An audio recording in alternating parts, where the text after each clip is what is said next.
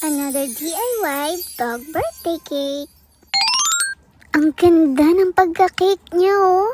Non-bake ito, kayang-kaya ng budget at napakadaling gawin. Siyempre, ituturo ko sa inyo kung paano. Biscuits at treat sticks by Petmara, ang ating main ingredients. Simulan na natin. Una, magdudurog lang tayo ng biscuits. Hindi naman ito sobrang tigas, kaya hindi siya mahirap durugin. Nilagay ko nga lang ito sa plastic at doon ko siya dinurog. Ayan, pagkakabilis! Pagsamasamahin lang muna natin yung mga nadurog nating biscuit. Tansyahin nyo na lang kung gaano karami ang kailangan nyo. At dahil itong ginagawa ko nga ay para sa mga bansot, pwede na yung ganito karami. Dadagdagan ko pa nga nitong milky beef para maging maganda ang kulay.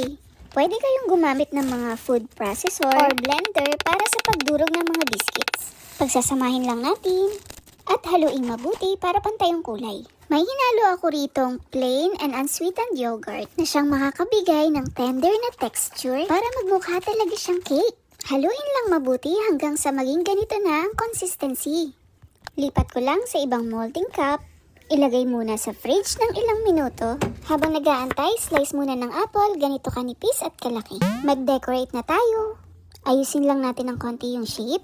Bacon flavor ng treat sticks ang ginamit kong design dun sa paikot ng cake. Sukatin lang mabuti kung gaano kahaba or kaiksi yung kailangan. Dahil malagkit naman yung mixture, madali naman ikabit yung mga treats. Hindi na siya makapag-antay.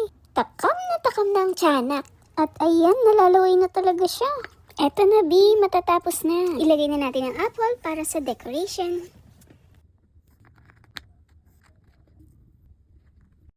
And tada!